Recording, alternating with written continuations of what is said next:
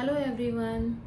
आज आपके साथ ना मैं एक ऐसे विषय पर डिस्कशन करना चाहती हूँ या आपके सामने उससे जुड़ी हुई बातें रखना चाहती हूँ जो कि सिर्फ शायद अब किताबों में रह गई है ना। आप पुरानी प्राचीन ग्रंथ देखेंगे ना तो सिर्फ उसमें ही वो टॉपिक्स आपको देखने के लिए मिलेंगे या समझने के लिए मिलेंगे। लेकिन अगर मैं उस पर विचार करती हूँ तो मैं पाती हूँ कि आज के समय में भी उस व्यवस्था की बहुत आवश्यकता है ना। क्योंकि धीरे धीरे धीरे वो जो व्यवस्था है वो खत्म होने की वजह से ना जितनी लाइफ डिसबैलेंस हो गई है, जिस तरीके की प्रॉब्लम्स आ रही हैं, वो शायद अभी एक आम आदमी उसको महसूस नहीं कर पा रहा है। तो मुझे लगता है कि वो जो व्यवस्था जो प्राचीन लोगों ने बनाई थी वो बहुत कुछ सोच समझ कर बनाई थी, है ना। बहुत ज़्यादा उसके आज के टाइम में क्या होता है कि आदमी सिर्फ अपने अपने बारे में सोच के आगे बढ़ता जाता है।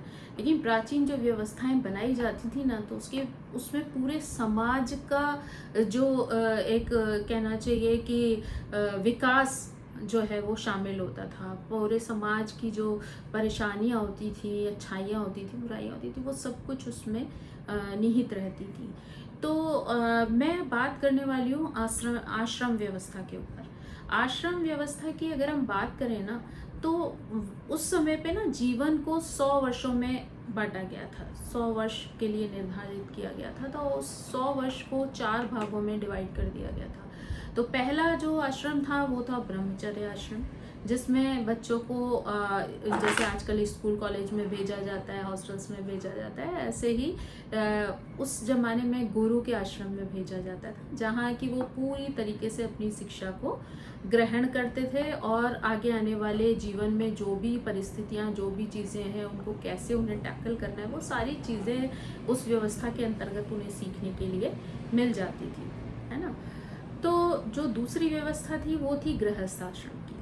तो वो होती थी 25 साल से लेके 50 साल तक के बीच की। तो इस वाले समय में व्यक्ति जो है अपनी नौकरी या अपना जो व्यवसाय है उसके बारे में सोचता था, वो उस पर कार्य करता था, शादी करता था, बच्चे पैदा करता था, अपने माँ बाप की देखभाल करता था। मतलब वो समाज की प्रति जो उसकी जिम्मेदारियां होती थी उनको पूरा करता था। तो वो जो व्यवस्था थी वो पूरी तरीके से, जिसे हम गृहस्थ आश्रम कहते हैं, वो सारी व्यवस्था जो है वो पूरे समाज का जो कनेक्शन था उस वाले ग्रुप के साथ जुड़ा हुआ था।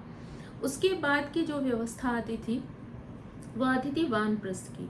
तो उसमें क्या होता था कि परिवार में रहते हुए ही व्यक्ति जो है वो धीरे धीरे धीरे परिवार की जिम्मेदारियों से विमुख होता चला जाता था, अपनी जिम्मेदारियां छोड़ता चला जाता था, है ना। और आसक्ति धीरे धीरे छोड़ता जाता था, चीज़ों के प्रति उसकी आसक्ति जो होती थी उन चीज़ों को छोड़ता था, परिवार के साथ रहता था, उसको भी इंजॉय करता था, लेकिन धीरे धीरे वो आसक्त नहीं रहता था उन चीज़ों में। और बाद के जो 25 वर्ष का समय था, जिसे हम 75 से और 100 साल वाले कैटेगरी में रखते हैं, तो वो था संन्यास का, जो कि शायद आज के समय में तो पूरी तरह ख़त्म ही हो गया है। क्योंकि आज ना तो ऐसी परिस्थिति रह गई है, ना ऐसा वातावरण रह गया है, और ना ही शायद इंसान के शरीर में इतनी एनर्जी रह गई है कि वो संन्यास लेकर इधर उधर घूमता फिरे, है ना। तो वो वाली स्थिति नहीं है, तो हम उसको तो बिल्कुल अलग कर देते हैं, क्योंकि वो आज के टाइम में मतलब कनेक्ट नहीं हो पाएगी लोगों के साथ में। लेकिन जो बाकी के 3 स्थितियां हैं, 3 आश्रम हैं, उनके बारे में मैं चर्चा करना चाहती हूँ, क्योंकि उनका जो निगेटिव इफेक्ट है सोसाइटी पर, किस तरीके से गहराता चला जा रहा है और उसका कितना दुष्प्रभाव लोगों पे देखने को मिल रहा है, ये शायद एक आम आदमी जो है ना, इस भाग दौड़ की जो जिंदगी है उसमें शायद उसको महसूस नहीं कर पा रहा। लेकिन आप ये विश्वास करो कि अगर 2 4 6 पीढ़ी तक सेम कंडीशन रही ना, तो एक टाइम ऐसा आ जाएगा कि चीज़ें बहुत ज़्यादा अस्त व्यस्त हो जाने वाली हैं, लोगों का जीवन बहुत ज़्यादा अस्त व्यस्त हो जाने वाला है। तो हमें इस समय बहुत ज़्यादा ज़रूरत है कि हम उन चीज़ों के प्रति जागरूक हो जाएं। अगर सही में हम जीवन में कुछ करना चाहते हैं ना, तो हमें इस चीज़ पर बहुत ज़्यादा ध्यान देना चाहिए। क्योंकि आज की व्यवस्था में क्या है ना कि एजुकेशन जो सिस्टम है, अगर आप देखो तो डे बाय डे जो कोर्सेज हैं उनकी जो लेंथ है वो इतनी बढ़ती बढ़ती चली जा रही है कि आपका जो जॉब का जो टाइम आता है ना पढ़ते पढ़ते, वो लगभग 30 और 35 साल के बीच में आता है। और जब व्यक्ति की इतनी एज निकल चुकी होती है ऑलरेडी पढ़ाई करते करते, तो जॉब के समय पे ना उसको इतनी भगदड़ रहती है कि उसको लगता है जल्द से जल्द मुझे अच्छा सा जॉब करना है, अच्छे से अच्छा जो है पैसा कमाना है और उसके बाद अपना परिवार बनाना है। तो इस भागदौड़ के चक्कर में, इस कंपटीशन के चक्कर में इतना द्वंद फंद वाली स्थिति आ जाती है कि व्यक्ति ना बहुत सारी तो गलतियां कई बार कर बैठता है। और अगर देखा जाए ना तो कई परिवार, कई बच्चे तो इस तरीके की स्थिति में आ जाते हैं कि एक कहावत है ना कि आधी छोड़ पूरी को भागे और आधी मिले ना पूरी पावे। तो वो वाली स्थिति हो जाती है कि वो पता चलता है कि अच्छे से अच्छी जॉब से भी हाथ धो बैठते हैं, और फिर जो फ्रस्ट्रेशन शुरू होती है उनकी लाइफ में वो अलग ही देखने को मिलती है ना।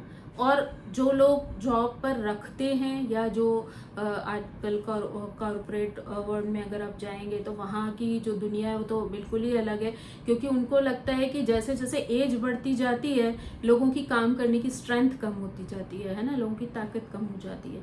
तो इसलिए वो भी चाहते हैं कि जितने कम से कम एज वाले यंग लोग मिले, इंटेलिजेंट लोग मिले, वो उनको हायर करें। तो जैसे जैसे उम्र बढ़ती है उसके बाद जॉब ढूंढना और जॉब मिलना भी बहुत ज़्यादा मुश्किल, बहुत ज़्यादा टफ हो जाता है। तो एक तो स्टोरी हुई इस नौकरी वाले पार्ट पर, जहाँ की लोगों को बहुत स्ट्रगल फेस करना पड़ता है, कई बार कई तरीके की परिस्थितियाँ उनके सामने आ जाती हैं, है ना। और ऊपर से इतना जब पढ़ लिख के आते हैं, इतनी सारे स्ट्रगल करके आते हैं, तो कई बार कुछ बच्चे तो ऐसे होते हैं तो वो किसी के आगे झुकना भी नहीं चाहते। उनको लगता है कि ठीक है, अगर ये बॉस नहीं माना तो ये जॉब छोड़ो, अगला ढूंढो, अगला छोड़ो, अगला ढूंढो। तो इसी क्रम में ना वो सेटल नहीं हो पाते हैं, जिसे कहते हैं ना व्यवस्थित, वो व्यवस्थित वाली स्थिति उनके जीवन में नहीं आ पाती है।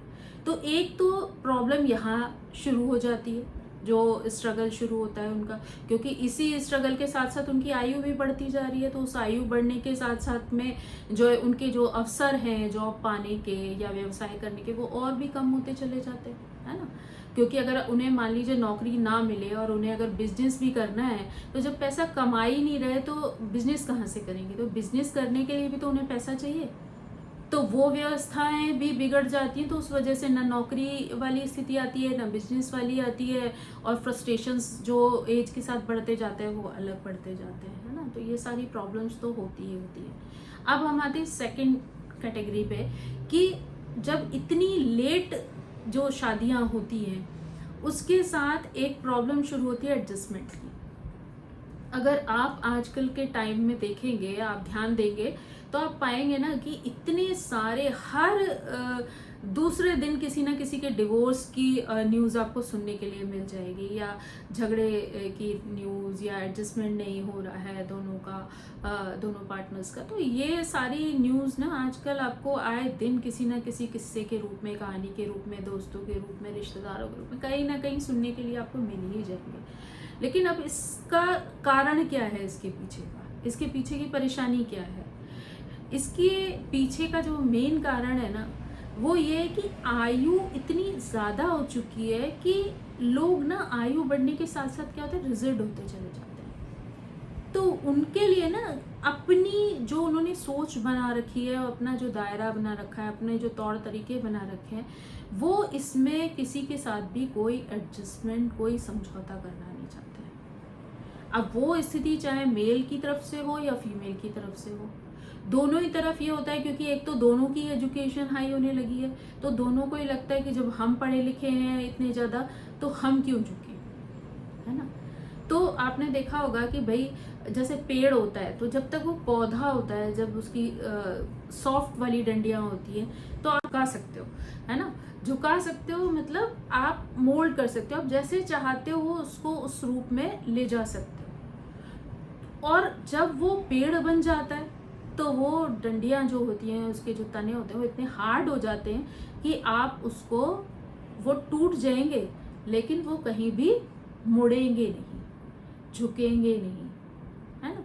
सेम स्थिति लोगों के साथ होती है कि जब आपकी आयु बढ़ती चली जाती है और उसके बाद जो दो लोग मिलते हैं वो दोनों ही इतने स्ट्रांग हो चुके होते हैं, इतने रिजिड हो जाते हैं, इतने मतलब कड़क हो जाते हैं अपनी लाइफ में कि वो कहीं भी कोई समझौता नहीं करना चाहते हैं।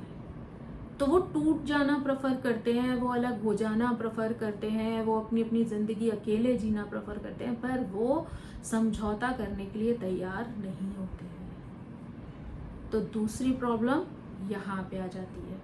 तो ये आप समाज में जब देखेंगे ना, तो ये परेशानी आपको बहुत ज़्यादा देखने के लिए मिल जाएगी, है ना। लोग किस तरीके से स्ट्रगल कर रहे हैं ये आपको यहाँ पर दिखाई दे जाएगा। अब तीसरी कंडीशन आती है चाइल्ड बर्थ की।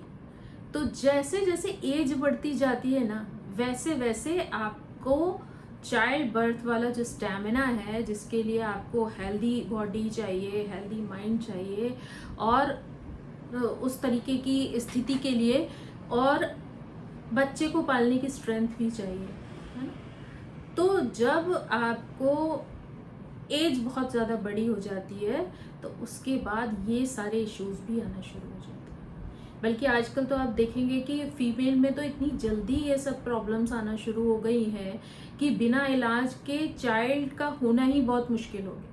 ज़्यादातर फैमिलीज़ में जब शुरुआत करनी होती है तो पहले डॉक्टर के पास जाना पड़ता है सलाह, जबकि प्राचीन काल में ये परेशानियां नहीं होती थी, नेचुरली लोग कंसीव कर जाते थे। लेकिन आज वो चीज़ बहुत प्रॉब्लम देने लगी है क्योंकि लड़कियों को इतने ज़्यादा स्ट्रेस रहने लगा है, इतने ज़्यादा टेंशन्स रहने लगे हैं कि उनके लिए ये वाली स्थिति से गुजरना भी अच्छा खासा एक टफ एक्सपीरियंस हो गया है ना।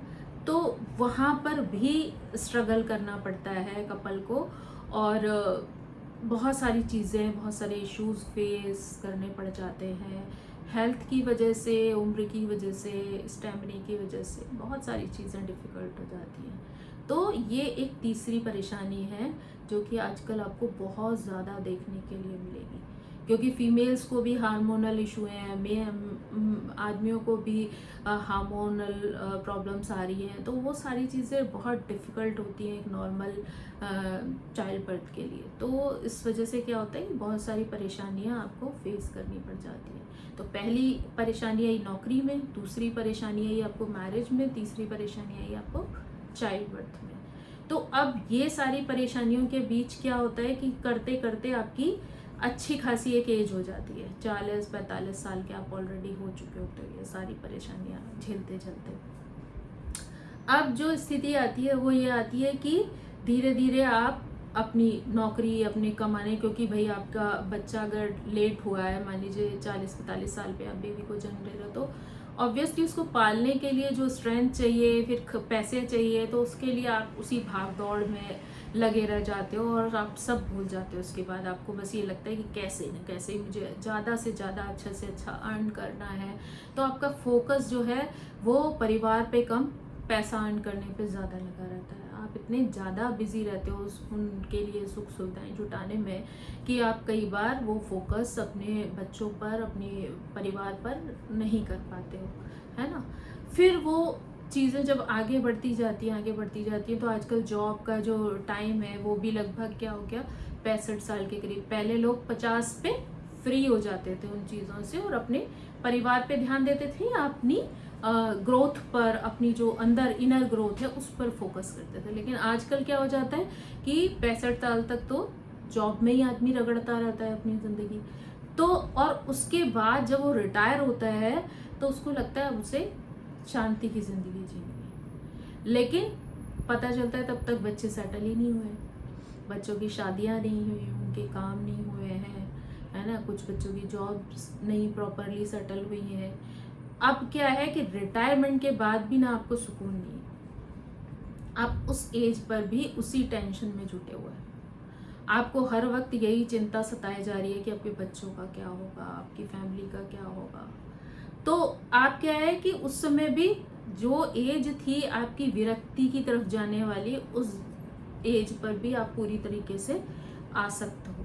आपका पूरा ध्यान जो है अपने बच्चों की नौकरी, उनकी शादियाँ, उनके बच्चे, उन सब चीज़ों में है। आप जिस एज पे लोग अपने नाती पोतों को एंजॉय कर लेते थे, आज के टाइम में कई बार तो वो उनको देखने भी नहीं मिलते हैं तब तक। तो वो सारी स्थिति में क्या है कि उधर एक आपकी एज तो हो ही गई, लेकिन दूसरी तरफ आपके बच्चों की एज भी बढ़ती चली जा रही है, वो भी ऐसी स्थिति में चले जा रहे हैं, है ना। तो अब आपके बच्चों की जब एज आई, उनकी शादियां हुई, उनके बच्चे हुए, तो उनकी अच्छी खासी एज है, और आपकी खुद की भी एक अच्छी खासी एज हो गई तब तक, है ना। तो मान लीजिए कि उनकी 45 साल एज है ना, और आप खुद कितने के हो गए, आपकी खुद की आपने मान लो 30 साल पे अगर बेबी किया था या जो भी हुआ था, तो कुल मिला के आपकी एज जो हुई वो कितनी हो गई, 40 और 30 70 और 75, यानी आप 75 ईयर्स, 80, कुछ लोग 80 के, कुछ 75 के, तो ऑलरेडी आप जो वानप्रस्थ आश्रम था उसको तो आपने वैसे ही क्रॉस कर लिया। अब स्थिति यहाँ पे ये आती है कि जो आपसे बाद वाली जनरेशन है, जिसकी कि अभी शादी हुई है या बच्चे हुए हैं, अब वो अपनी जिंदगी को एंजॉय करना चाहते हैं, है ना। लेकिन अब क्या स्थिति आ गई कि आपका स्टेमिना ऑलरेडी खत्म हो चुका है, तो आपको वो अपने साथ कहीं ले जाए ये पॉसिबल नहीं है। क्यों? क्योंकि आप चलने में असमर्थ हैं, आप कहीं जाने आने की आपकी हालत नहीं है ना। स्वास्थ्य गड़बड़ हो चुका है, एनर्जी नहीं है शरीर में, तो एक तो वो आपको अपने साथ ले जा नहीं सकते, और छोड़ के वो आपको जा नहीं सकते, क्योंकि अगर घर में वो आपको छोड़ के जाएंगे तो आपको बुरा फील होगा, क्योंकि आप उस स्थिति में नहीं है जहां आप अपने आप को मैनेज कर पाए। तो क्या हो गया कि आप भी उस स्थिति में फंसे हुए हैं, और आपके पीछे जो जनरेशन आ रही है वो भी उन्हीं परिस्थितियों में फंसी हुई है। ना तो वो खुद एंजॉय कर पा रही है, ना आप एंजॉय कर पा रहे हैं, है ना। आप जब कमा रहे होते हैं तो आप सोचते हैं कि भाई ठीक है अभी हम कर लें, फिर हम बुढ़ापे में एंजॉय करेंगे, है ना। तीर्थ यात्राएं जो करनी है, जो कि लोग पहले 50 के बाद करना शुरू कर देते थे, आज लोग सोचते हैं अरे रिटायरमेंट के बाद करेंगे। अब रिटायरमेंट के बाद तो आपको बच्चों को सेटल करने का टाइम निकल गया 10 साल, और तो 65 पे रिटायर हुए, 75 तक आपने बच्चे सेटल किए, ठीक है। और उसके बाद स्थिति आपकी कहाँ चली गई कि आपके शरीर का वो स्टेमिना ही नहीं बचा कि आप किसी तीर्थ यात्रा पर जा सके, क्योंकि सारे जो तीर्थ हैं वो ऐसी जगहों पर हैं जहाँ पर अच्छा खासा चलने वाली स्थिति आ जाती है। आप सोचें कि आप इजीली उन चीज़ों को कर पाएंगे, ऐसा पॉसिबल नहीं होता। तो इसलिए आपकी स्थिति क्या हो गई कि ना तो आप तीर्थ यात्रा पर जा सकते हैं, ना अपने बच्चों के साथ एंजॉय कर सकते हैं, और ना ही बच्चों को एंजॉय करने की स्थिति बन पाती है, क्योंकि ना वो आपको साथ ले जा सकते हैं और ना ही आपको छोड़ के जा सकते हैं। तो आप ये सोचकर देखिए कि उस व्यवस्था की वजह से क्या स्थिति आ गई कि एक नहीं बल्कि दो दो पीढ़ियां उस चीज को एंजॉय नहीं कर पा रही, उस लाइफ को एंजॉय नहीं कर पा रही। तो इस सारी चीजों को जब आप नोटिस करेंगे ना, तो आप पाएंगे कि जो उस समय की व्यवस्था थी ना, वो शायद बहुत अच्छी थी, क्योंकि उसमें हर चीज, हर काम इतने समय पर हो जाता था कि व्यक्ति को उस चीज का एहसास ही नहीं होता था। जब जब जो समय आता था, उस तरीके का स्टैमिना, उस तरीके का माइंडसेट, उस तरीके की परिस्थितियां ऑलरेडी उसके सामने होती थी कि वो अपनी अपनी उम्र के हर पड़ाव को अच्छे से एंजॉय कर पाता था। लेकिन आज परिस्थिति बिल्कुल विपरीत हो गई है, और बल्कि डे बाय डे वो और ज्यादा क्रिटिकल होती चली जा रही है। अभी तो फिर भी अंश कह सकते हैं कि वो हमारी जनरेशन में बाकी हैं, तो इसलिए अभी वो फिर भी थोड़ा थोड़ा मैनेज कर पा रहे हैं। लेकिन आप सोच कर देखिए कि यही स्थिति अगर डे बाय डे बिगड़ती चली गई, तो आगे आने वाली जो हमारी 4-6 पीढ़ियों के बाद की जो पीढ़ियां होंगी, उनके साथ किस तरीके की स्थिति बनेगी। क्योंकि आज जो बच्चे ऐसी स्थितियां फेस कर रहे होंगे ना अपने पेरेंट्स के साथ, कल उनके साथ और भी बदतर स्थिति आने वाली है, क्योंकि वही समय वैसे ही भागेगा, वैसे ही उनके बच्चे बड़े होंगे, वैसे ही वो एंजॉय करना चाहेंगे, लेकिन उनके माँ बाप के पास ना परिस्थिति होगी, ना पैसा होगा, ना शरीर होगा। तो ये चीज़ें डे बाय डे क्या रूप लेंगी आप अभी इमेजिन भी नहीं कर पाएंगे, लेकिन उसका असर जो है वो धीरे धीरे अगर आप अभी से नोटिस करना शुरू करेंगे ना, तो आपको समझ आएगा कि आगे आने वाले समय में ये चीज़ें और भी ज़्यादा क्रिटिकल हो जाएंगी। तो अभी वो समय आ गया है कि जहाँ पर हमें जागरूक होने की ज़रूरत है। अगर हम हर व्यक्ति उस चीज़ को समझने की कोशिश करे, उस चीज़ को सोचे, तो आई थिंक इस चीज़ को हम अभी बिगड़ने से रोक सकते हैं, है ना। चीज़ों को हम समय पर व्यवस्थित रूप से अगर करना शुरू करेंगे, क्योंकि देखिए जो गलतियां हो चुकी, जो जिससे जैसी परिस्थिति हो चुकी, उससे तो आप बच नहीं पाएंगे, क्योंकि जो हो चुका उसको तो आप नहीं बदल सकते, लेकिन जो आपके हाथ में है आप उसे तो बदल सकते हैं ना। तो मेरी तो यही, क्योंकि मैंने जितना कुछ अपने एक्सपीरियंस से देखा है, समझा है दुनिया को, अपने आप को, अपने आसपास के एनवायरनमेंट को, तो उससे मैं तो सिर्फ यही कह सकती हूँ कि आई थिंक आप सबको इन चीज़ों पर गौर करना चाहिए और धीरे धीरे आने वाली पीढ़ी के अनुसार इन चीज़ों को व्यवस्थित करते जाना चाहिए। जो हो चुका वो हो चुका, लेकिन जो हमारे हाथ में उस पर हम कंट्रोल कर सकते हैं।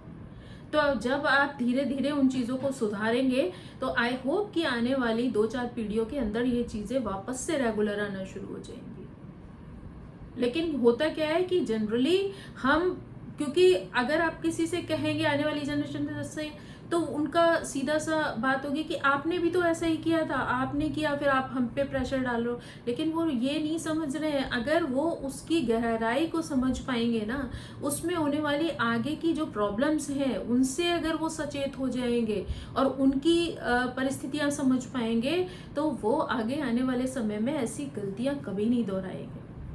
और धीरे धीरे करके अगर लोग उस गलतियों के को लेकर अगर अलर्ट हो जाएं, तो हमारी आने वाली पीढ़ी बहुत ज़्यादा सुखद हो सकती है, इन सारी निगेटिविटीज से बच सकती है। तो आई थिंक हमें जो शुरुआत करनी है वो दूसरों से ज़्यादा बेहतर होगी। हम लोग अपने अपने घरों से इस चीज़ की शुरुआत करें, अपने आने वाली पीढ़ी को सही समय पे सही चीज़ समझाएं, उनको सही रास्ता दिखाएं, ताकि वो चीज़ें बहुत समय पर होना शुरू हो जाएं। और जैसे जैसे वो समय पर चीज़ें होती जाएंगी, तो लोगों का जीवन अपने आप सेटल होता जाएगा, अच्छी तरीके से अच्छे समय पर सेटल हो जाएगा। तो आई होप कि जो चीज़ मैंने फील की वो आज मैंने उस आपके सामने रखी। जो निगेटिविटी मुझे नज़र आई, जो चीज़ें मैंने उसका जो बिगड़ता हुआ रूप मैंने देखा और समझा है, तो वही आज मैंने आपके सामने रखने की कोशिश की है। आई होप कि आपको ये सारी चीज़ें समझ आएंगी और आप अपने जीवन में इन चीज़ों में सुधार लाने की कोशिश ज़रूर करेंगे, क्योंकि अगर हम सुधार लाएंगे अपने परिवार से, तो वही समाज ऑटोमेटिकली सुधरना शुरू हो जाएगा और उसका जो अच्छा प्रभाव है वो हम सबको देखने के लिए मिलेगा। So thank you so much, bye bye.